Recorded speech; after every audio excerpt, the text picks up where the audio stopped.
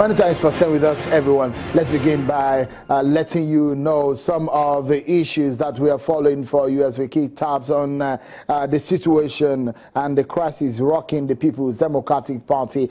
Now, 9 months after the National Secretariat of the People's Democratic Party was sealed by the police in May last year, when the leadership tussle of the PDP started, the National Secretariat may be reopened next week. The national chairman of the party, Senator Alimadu Sheriff, told journalists in Abuja that he has perfected all legal documents required for the reopening of the Secretariat.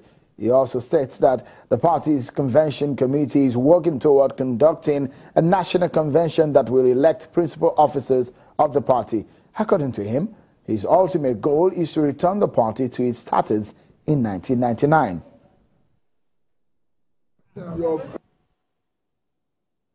I have no issue to join with anybody.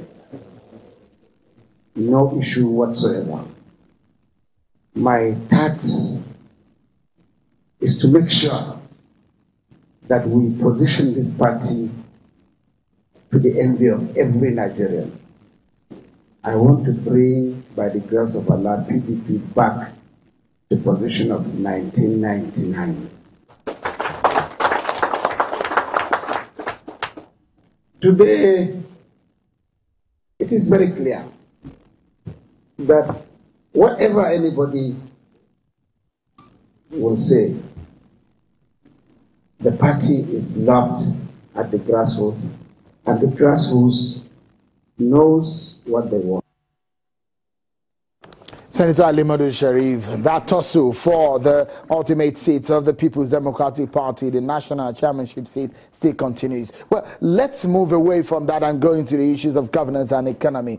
Well, very critical situation the country is. The acting president, Yemi Osinbajo, has written to the National Assembly and a letter read by the Speaker of the House of Representatives, Honorable Yakubu Dogara, seeking approval for the issuance of $500 million Eurobond to fund the 2016 budget. According to the letter, which was read by the Speaker during plenary, the executive plans to issue the Eurobond in the international capital market between February and March 2017 in order to meet government's approved capital expenditure funding plan in the 2016 budget. According to the letter, the government still has room to access further international funds, and the Debt Management Office is working to secure the best terms and conditions for the country. Right, Honorable Speaker, the Honorable members are requested to kindly approve by resolution of the National Assembly the issuance of USD 500 million Eurobond in the international capital market for the funding of the budget. Given that the implementation of the 2016 budget is still ongoing, we plan to issue the Eurobond between February and March 2017, subject to market conditions, in order to meet the government's approved capital expenditure funding plan.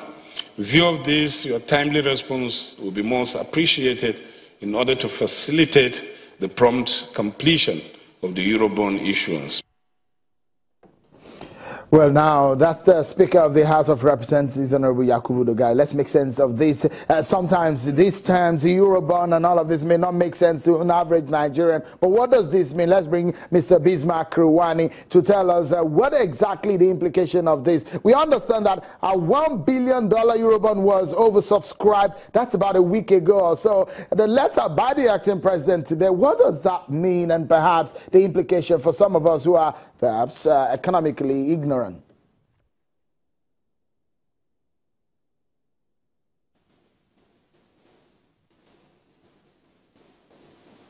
Sure, I can't hear you. All right. Thank you so much, Mr. Okay, I can hear you now. Now that you can hear me now, for some of us who are not very conversant with some of these terminologies you guys use, $1 billion Eurobond, that's what we understand that was oversubscribed. The federal government talked about that. And this time around is a letter to the National Assembly for $500 million Eurobond issuance. What does this mean? The implications for the average man on the street. Okay, now the budget is an estimate of expenditure and revenue. From all indications in the budget proposal, we have revenue that is going to be short of our expenditure by about 2.3 trillion naira, which is the deficit. Of this, about 50% of it is going to be funded from international sources. The $1 billion Euro bond is part of that funding. What the Vice President had asked for is approval to use $500 million of this $1 billion Euro bond to fund this deficit for capital expenditure purposes. Now, let us ask ourselves, this money is coming at a rate of about 7.5 to 7.7%. It was 8 times oversubscribed. To all intents and purposes, it is cheaper than borrowing locally. Right now, the average rate at which the federal government is borrowing in the Naira market for treasury bills is as high as 18% for 365-day money. Now, if you get this money at about 7% and you use it for capital projects, it actually puts the Nigerian fiscal position in a better situation than it was if we funded it domestically. Interesting. 2 days ago or so, you were talking about the Naira and how it is falling to about 520 Naira to $1 on the parallel market. And today now we're talking about this. When we wonder, the 2017 budget also, there is a deficit that we need to fund to make sure that we are able to finance the 2017 budget. Where are we, for example, on these? And are we in trouble of some sort? No, you're not in trouble. In fact, you're in a better position today than you were 2 days ago. 2 days ago, we said the Naira traded at 520. Today, it's trading at 500. So essentially, it has gained almost 2 or 3% since that time because there's a move in the right direction. Baby steps, but major monumental shift in direction. So what we are seeing is a central bank determined to reform the foreign exchange market, which to all intents and purposes was a shambles before now. Now they're trying to get what they should have done in June last year, they're doing now. Also, the fiscal situation of the country is much better because we are borrowing money at rates that are more lucrative and more beneficial to ourselves. But the point is that it's not just borrowing money. What are you using the money for? You are using it for capital expenditure. Capital expenditure which will have a multiplier effect on GDP, inclusive growth. So I feel more comfortable by doing something, even though it's not enough. If you take all of it, it is less than 15% of the fiscal deficit, which is this $500 million. But it is better to use that and to substitute some of this domestic borrowing with this cheaper international borrowing. It is also not a substitute for other monies that are going to come from multilateral sources, from the World Bank, from the ADB, from the Chinese export credit agencies. All of these things put together, the borrowing plan of Nigeria is to raise about $5 to $6 billion this year in 2017. So I think we are in the right direction, albeit these are early days. Before I allow you go, Mr. Iwani, in the 2017 budget, sinking fund 177.46 billion and debt servicing 1.66 trillion.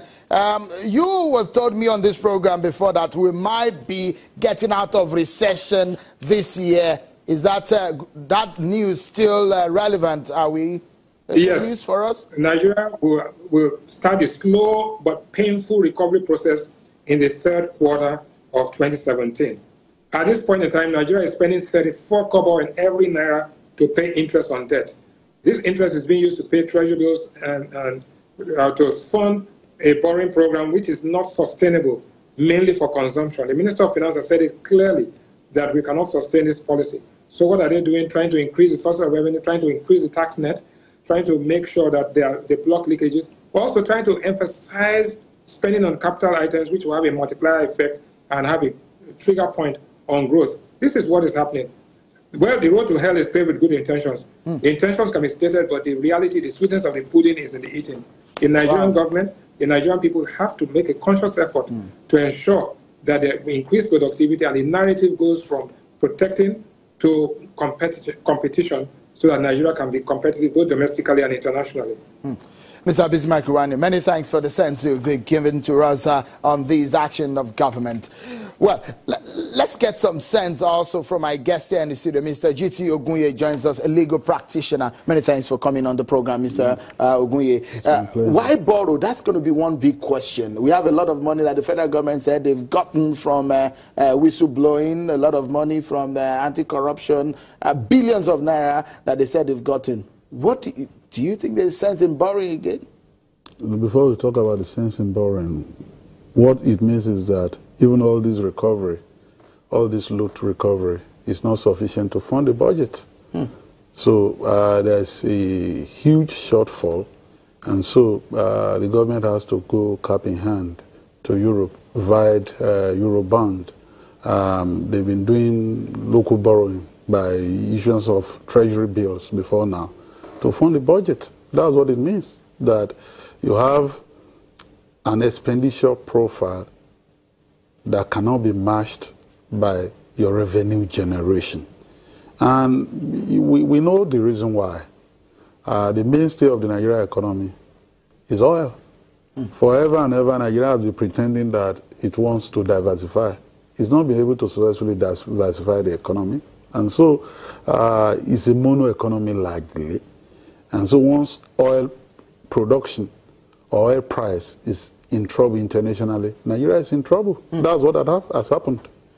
Mr. Ogwie is still with me. He will be talking about the president who is in London, 34 days now that the president has departed, the state of affairs of the nation, plus the fact that how is the vice president, who is the acting president, how is he faring?